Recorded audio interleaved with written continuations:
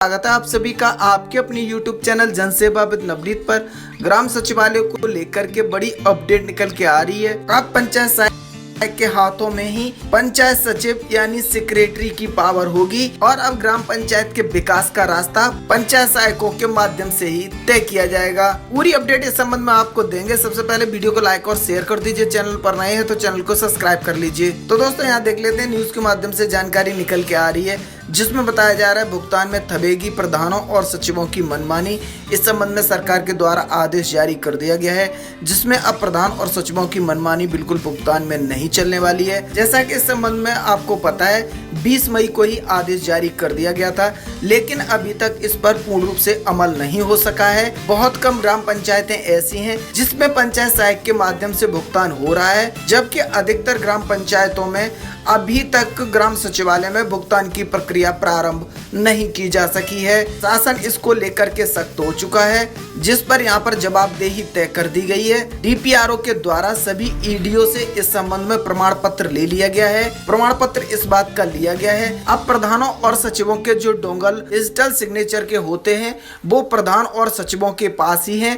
अन्यत्र कहीं दूसरे कंप्यूटर पर ग्राम सचिवालय को छोड़ करके इनका इस्तेमाल नहीं किया जा रहा है। अगर कहीं दूसरी जगह ग्राम प्रधान और पंचायत सचिव के डोंगल का इस्तेमाल होता हुआ पाया जाएगा तो इसके लिए सीधे सीधे एडीओ पंचायत जिम्मेदार होंगे। यहाँ पर एडीओ की जवाबदेही तय कर दी गई है। इस संबंध में डीपीआरओ उमाशंकर शुक्ला का क्या कहना है, जानकारी यहाँ दी गई है, देख सकते हैं। जिले के सभी पंचायत घरों में पंचायत सहायकों के कार्यालय स्थापित कराए गए हैं। डोंगल के संबंध में सभी एडीओ से प्रमाण पत्र ले लिया गया है।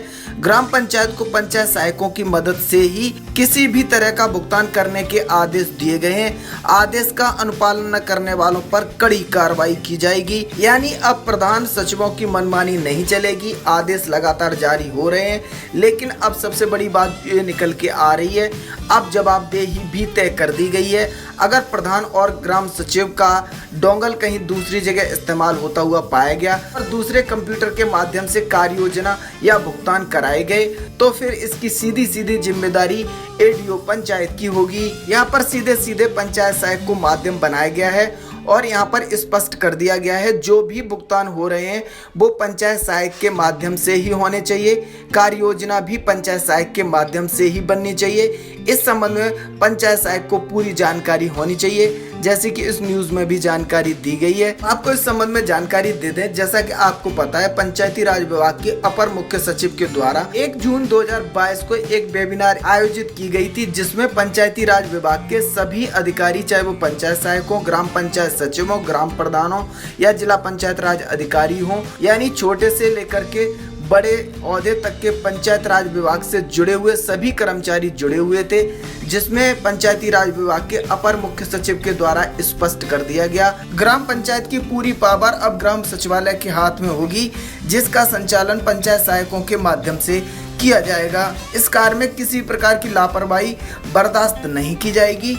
इसके लिए अपर मुख्य सचिव के द्वारा एक ईमेल आईडी और मोबाइल नंबर भी जारी किया गया, जिसमें स्पष्ट तौर से कहा गया अगर कोई भी ग्राम प्रधान या ग्राम पंचायत सचिव अपनी ग्राम पंचायत से संबंधित कार्य योजना बिल वाउचर के भुगतान के लिए अपने डोंगल का इस्तेमाल किसी दूसरे कंप्यूटर पर करता है तो इसके संबंध में ग्राम पंचायत सहायक ईमेल आईडी और मोबाइल नंबर के माध्यम से सूचना उपलब्ध करा सकते हैं, जिसके बाद इन लोगों के खिलाफ कड़ी कार्रवाई की जाएगी। यहाँ तक कि इन लोगों के अधिकार भी सीज कर दिए जाएंगे। जितने कार्य भी अभी तक ग्राम पंचायतों में कराए जाते रहे हैं पंचायत सेक्रेटरी के द्वारा, अब उन सभी कार्यों को पंचायत सहायक के माध्यम से ग्राम सचिवालय के द्वारा संचालित कराया जाएगा। विकास की पूरी रूपरेखा ग्राम सचिवालय में बन करके तैयार होगी। सरकार की सबसे प्रमुख योजनाओं में से ग्राम सचिवालय एक है, स्पष्ट कर दिया गया है अपर मुख्य सचिव मनोज कुमार सिंह के द्वारा। सभी ग्राम सचिवालय कार्यरत हो,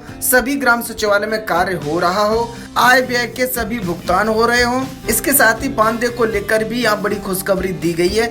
अब पंचायत सहायक अपना मानदेय स्वयं निकाल सकेंगे। प्रधान और सचिव के पंचायत सहायकों को चक्कर नहीं काटने होंगे। अपर मुख्य सचिव के द्वारा स्पष्ट कहा गया पंचायत सहायक और केयर टेकर के मानदेय का भुगतान हर हाल में समय से किया जाना चाहिए। इसके साथ ही बताया गया सरकार की सबसे प्रमुख योजनाओं में से पंचायत भवन को क्रियाशील करना शामिल है।